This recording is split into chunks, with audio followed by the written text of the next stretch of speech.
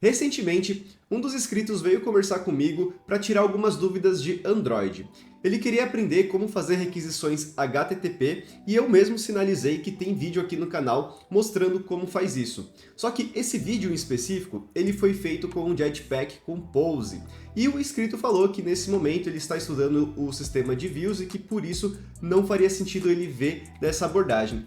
Isso me bateu um estalo porque a maneira como eu faço com o Jetpack Compose é a mesma maneira que você pode utilizar também ali no sistema de views. E quando eu sinalizei isso para ele, soou um pouquinho estranho, porque ele viu uma parede muito grande como se fosse algo impossível de pegar o conteúdo que a gente vê lá no Jetpack Compose e trazer para o sistema de views. E nesse momento eu pensei e até mesmo sugeri, o que você acha aí de trazer um vídeo onde eu pego exatamente o mesmo código que eu coloquei lá com a implementação do Jetpack Compose e trago aqui no sistema de views. Ele gostou da ideia, eu também achei interessante e nesse vídeo eu quero mostrar para você como que você faz isso, até mesmo para você não se limitar a uma implementação que eu fiz com o Jetpack Compose e que ela não vai servir ali para o sistema de views. Na verdade, tudo que a gente escreve de código em um aplicativo moderno aqui do Android é justamente para aumentar essa flexibilidade. E antes de mostrar para você em código, eu quero pedir aí a sua colaboração para deixar um like, um comentário, a inscrição se ainda não fez, compartilhe o vídeo. Também entre aí no Discord, que foi algo bem recente aqui no canal, apoia bastante aí a comunidade, porque isso aí fortalece muito aqui o nosso projeto. Então, agora eu vou entrar no Android Studio.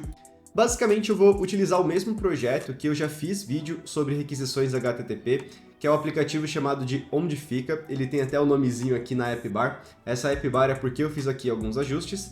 E o que eu fiz nesse projeto foi colocar a habilidade para trabalhar com o sistema de views. Então eu coloquei o Constraint Layout, agora eu estou usando a App Compat Activity, estou utilizando o View Binding. Então, se você quiser aprender sobre esses detalhes, tem aqui no canal o ViewBind, como que você faz ali a aplicação com o sistema de views.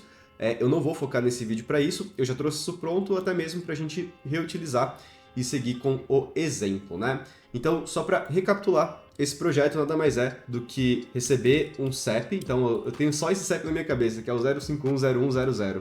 E ele pega essas informações a partir de uma API, que é a via CEP. Então você viu que essa implementação foi feita com Jetpack Compose, ela funciona sem nenhum problema, e a minha intenção é pegar exatamente esse código, essa parte lógica, e conectar a uma interface de usuário diferente, que é o sistema de views. Então agora sim, agora que eu fiz essa introdução para você, vamos entrar na nossa main activity. Então eu estou fazendo aqui um shift, main activity, e vamos ver o que ela tem de código. Ele não filtrou, demorou um pouquinho, agora foi.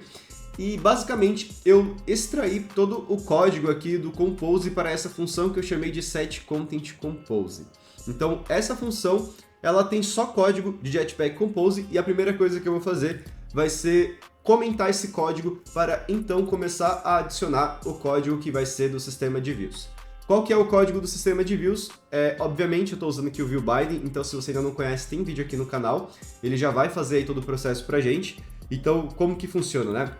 Basicamente, a gente vai criar uma propriedade que vai ser uma late init, ela vai ser chamada de binding, e eu vou ter o binding para essa nossa activity, que vai ser ali a nossa... deixa eu pegar aqui o nome, que às vezes ele não autocompleta como eu quero, que é activity main binding, tá bom? Para fazer a inicialização do binding, basicamente a gente pega o binding, faz ali uma atribuição, nessa atribuição a gente pega a referência do activity main binding, fazemos o inflate, e no inflate a gente precisa mandar um layout inflator, alguém que saiba fazer esse processo.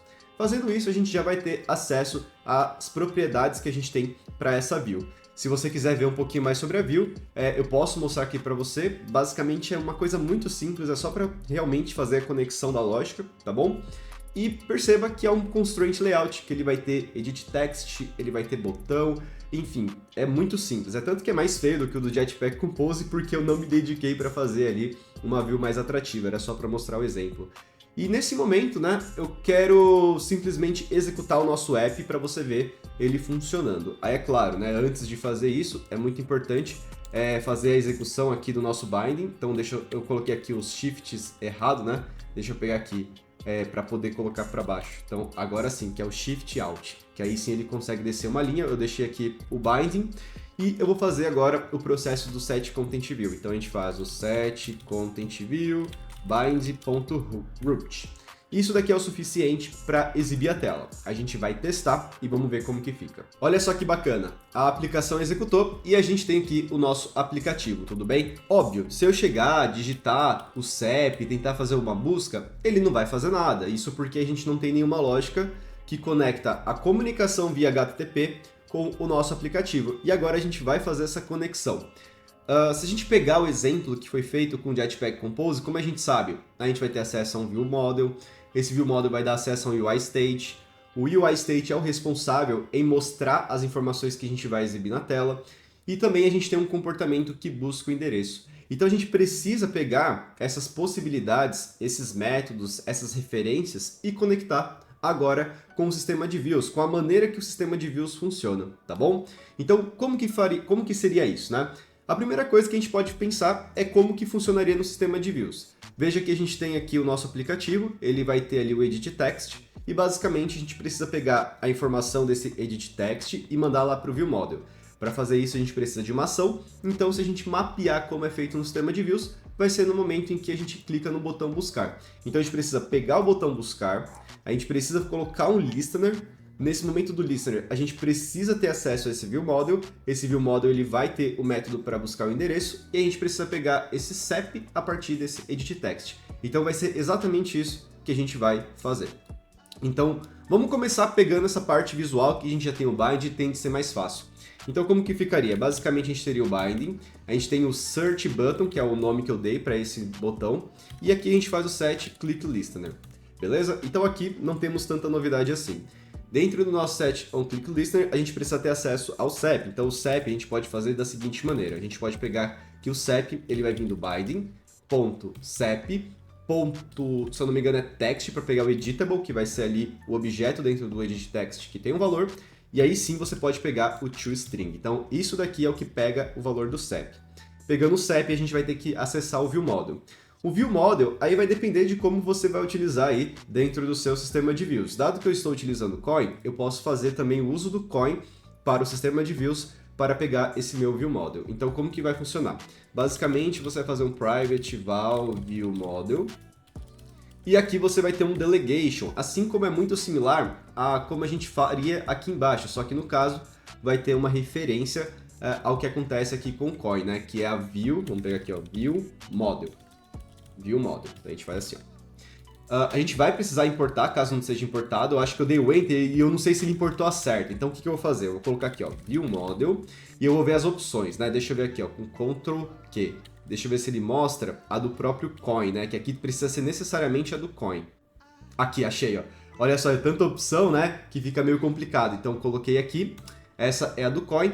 Aí nessa do Coin, basicamente, você vai precisar colocar referência, que nesse caso é a Address View Model, tá bom? E nessa Address View Model, fazendo apenas essa chamada é o suficiente para a gente ter o nosso View Model aqui disponível, né?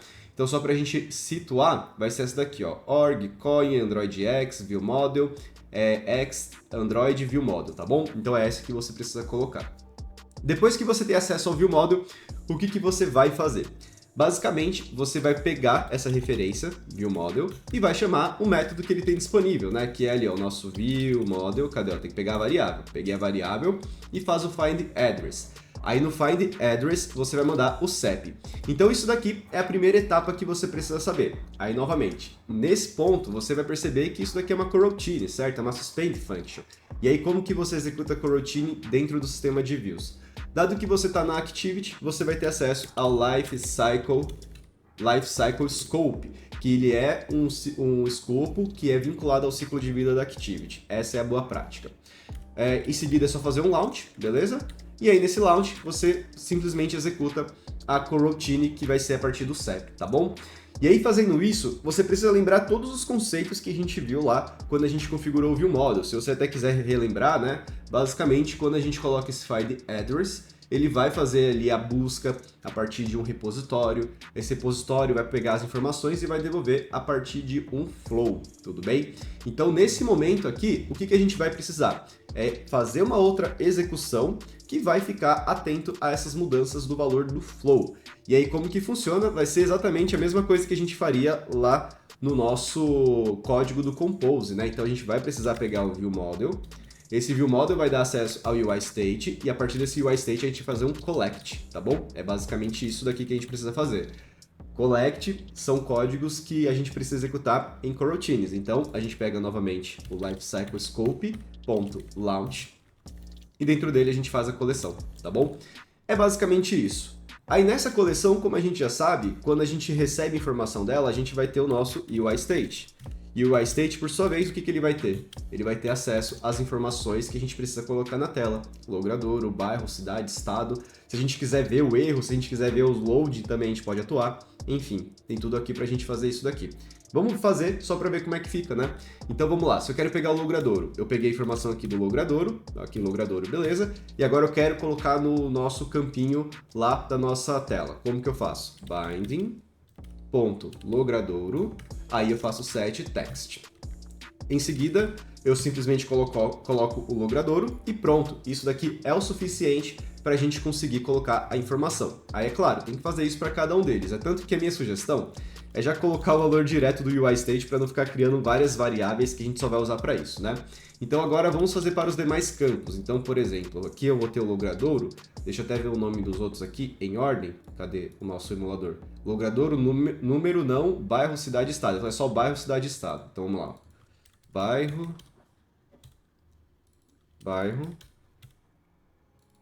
cidade,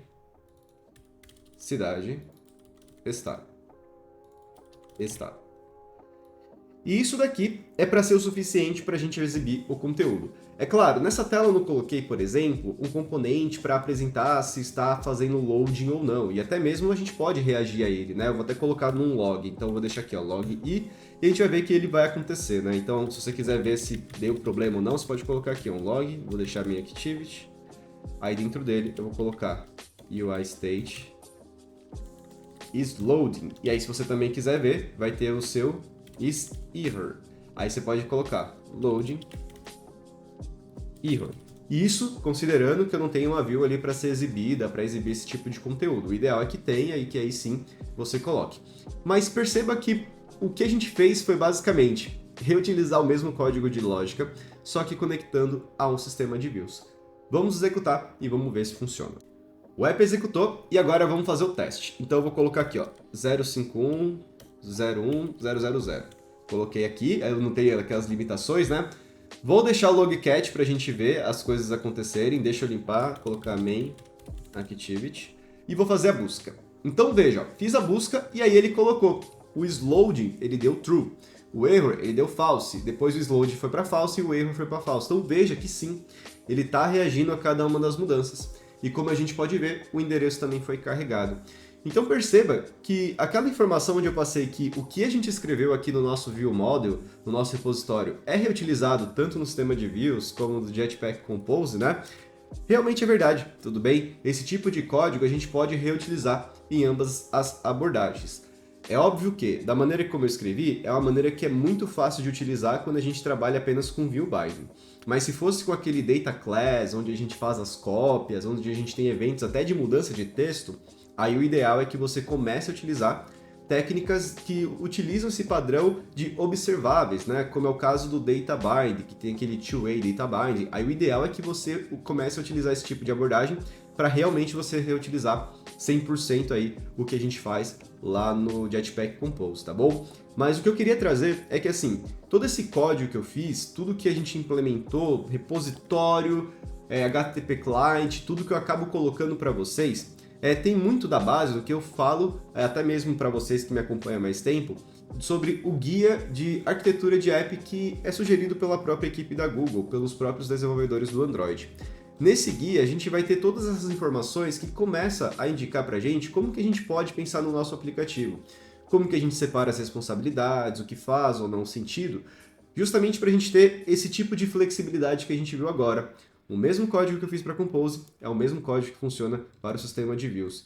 E tudo isso é seguindo, sim, diretrizes que esse documento oferece, que ele indica como que a gente pode pensar na aplicação, que vai ter essas camadas, que é UI, domain, data. Se a gente pensar na UI, é exatamente esse comportamento, de você lidar com elementos visuais, que pode ser Compose ou pode ser sistema de views. e você separar isso para os detentores ali do estado, que seriam os nossos stakeholders, que eles vão ser totalmente desvinculados ao que existe de sistema de views, ao que existe do nosso Jetpack Compose. Justamente porque, no momento que você precisar fazer uma integração com qualquer um desses tipos de implementação de tela, você pode utilizar exatamente o mesmo código. Então é por isso que a gente utiliza Flow, é por isso que a gente utiliza todas essas técnicas que a princípio parece complexo, mas traz aí esses benefícios. Eu espero que o vídeo não tenha ficado tão complexo, principalmente para você que está começando. Eu sei que abstrair essas coisas, ter esse pensamento de modularização, de reutilização de código, arquitetura, é muito desafiador. Eu concordo com você que está me acompanhando aí, que está começando agora. Mas quanto mais você praticar, quanto mais você colocar isso dentro do seu dia a dia, quanto mais você tender a escrever um código dessa forma, cada vez mais esses pontos vão fazendo sentido, cada vez mais você vai escrever um código com mais flexibilidade, com mais qualidade, com um poder de mudança que você não vai se sentir inseguro se está fazendo certo, se está fazendo errado.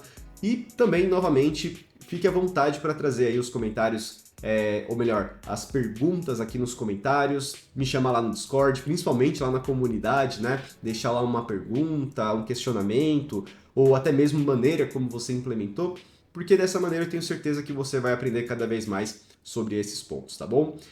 Eu espero que vocês tenham gostado, fique à vontade aí para trazer outras sugestões, porque, novamente, o canal ele é focado muito para a comunidade, para ajudar cada vez mais vocês que estão aprendendo ou que já aprendeu e quer ver algum ponto novo, ou ter uma visão minha, ou ter visões aí diferentes aí de outras pessoas aqui que gostam de Android, de programação, etc. Então, só para finalizar, deixa o like, comentário, inscrição se ainda no Face, compartilhe o vídeo, entra lá no Discord. Tudo isso aí apoia bastante aqui o canal. Era isso que eu tinha para trazer. Um abraço, valeu, falou!